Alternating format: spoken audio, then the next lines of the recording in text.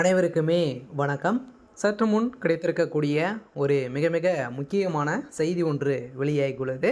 சற்று முன் 7 ஆண்டு சிறை தண்டனை, உதயநிதிக்கு எதிராக நீதிபதி பரபரப்பு தீர்ப்பு, கதை முடிந்தது. இது மாதிரி செய்திகள் வெளியாயிருக்கு. ஸோ நம்மளுக்கு தெரியும் இல்லையா? ஸோ அனைவரையுமே அனைவருக்குமே தெரியும், உதயநிதி ஸ்டாலின் அவர்கள் ஏற்கனவே அண்ணா பல்கலைக்கழகத்தில் நடந்த பாலியல் தொந்தரவின் அடிப்படையில் உதயநிதியுடைய பேர் அடிபட்டு இருந்தது. ஸோ இதிலும் பார்த்தீங்கன்னா அவருடைய மகன் இன்பநீதியுடைய பேரும் அடிபட்டு இருந்தது இல்லையா? ஸோ அவருடைய நண்பர்கள் தான் பார்த்தீங்கன்னா மக்களை பெண்களை இழிவாக பேசியும், ஸோ அதே மாதிரி பாலியல் தொந்தரவுக்கு ஈடுபட்டு உள்ள நிலையில் நடந்த அடுத்த நாட்களே பார்த்தீங்கன்னா இது உதயநிதியுடைய மகனுடைய நண்பர்களும் பார்த்தீங்கன்னா ஸோ இது மாதிரி செஞ்சுருக்காங்க. ஸோ இது அனைத்துமே பார்த்தீங்கன்னா உதயநிதியுடைய தயவில் தான் நடந்திருக்கு. இந்த நிலையில் உதயநிதி ஸ்டாலின் அவர்களுக்கும் இதில் தொடர்புகள் இருக்குது அப்படின்றத ஒரு தகவலும் வெளியேறிச்சு இல்லையா? ஸோ அந்த சார் யார் அப்படின்ற மாதிரி ஒரு மறைமுகமாகவே வைத்திருந்த நிலையில் இப்போ சதுரடியாக பார்த்தீங்கன்னா அந்த சார் உதயநிதி தான் அப்படின்ற மாதிரி இப்போ பரவலாகவே ஒரு செய்தி வெளியாகி வருது. சில பாலியல் தொந்தரவின் அடிப்படையில் இந்த வழக்கின் அடிப்படையில் நிலுவைக்கு வந்திருக்கு.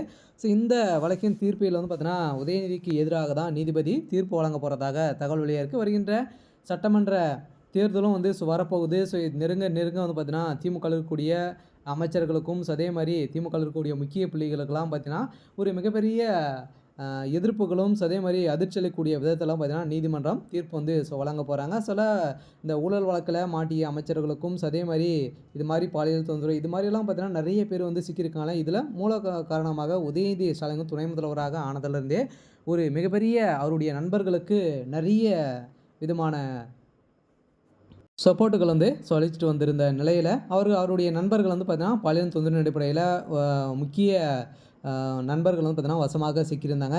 ஸோ அவர்கள் சிக்கிய அடிப்படையில் ஏற்கனவே குற்றவாளியாக ஞானேசர் அவர்கள் பார்த்தீங்கன்னா கைது செய்யப்பட்டிருக்கார் இல்லையா? ஸோ அவருக்கு ஆயுள் தண்டனை 30 ஆண்டுகள் வழங்கியிருக்காங்க. இதைத் தொடர்ந்து அவர் நெருங்கிய நண்பராக தான் உதயநிதி ஸ்டாலினுக்கு இருக்கார். இவர்களுடைய நண்பர்கள் மீண்டும் ஒரு 3 பேர் பார்த்தீங்கன்னா வசமாக சிக்கியிருக்காங்க. அவர்கள் கொடுத்த வாக்குமூலத்தின் அடிப்படையிலும் அதே மாதிரி மாணவி கொடுத்த வாக்குமூலத்தின் அடிப்படையும் வீடியோ பார்த்தீங்கன்னா ஒரு மாணவி கொடுத்துருக்காங்க.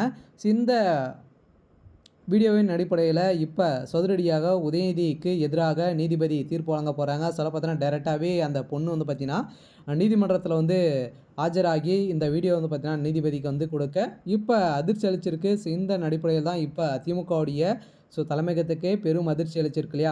ஏற்கனவே அண்ணா பல்கலைக்கழகத்தில் ஒரு மிகப்பெரிய சம்பவம் நடந்துருக்கு. ஸோ பார்த்தீங்கன்னா அனைவருக்குமே தெரியும். ஸோ மன்னராட்சியில் இது மாதிரியெல்லாம் நிறைய நடந்துகிட்டு இருக்குது. ஸோ இருந்தாலுமே இந்த திமுகவுடைய ஆட்சிக்கு வருகின்ற சட்டமன்ற தேர்தலில் ஒரு முற்றுப்புள்ளி வைக்கிறதுக்கான நேரமாக தான் இருக்குது. இருந்தாலுமே என்ன நடக்க போகுது அப்படின்றத நம்ம வெயிட் பண்ணி பார்க்கலாம். இருந்தாலும் உதயநிதி ஸ்டாலின் அவர்களுக்கு 7 ஆண்டுகள் சிறை தண்டனை விதிக்க போகிறது உறுதி அப்படின்றத தகவல் வெளியாக இருக்குது. சரி, ஓகே. ஸோ இன்றைக்கான அப்டேட் இதுதான். ஸோ மறக்காமல் நம்மளுடைய சேனலை சப்ஸ்கிரைப் பண்ணி சப்போர்ட் பண்ணுங்கள். தேங்க்யூ.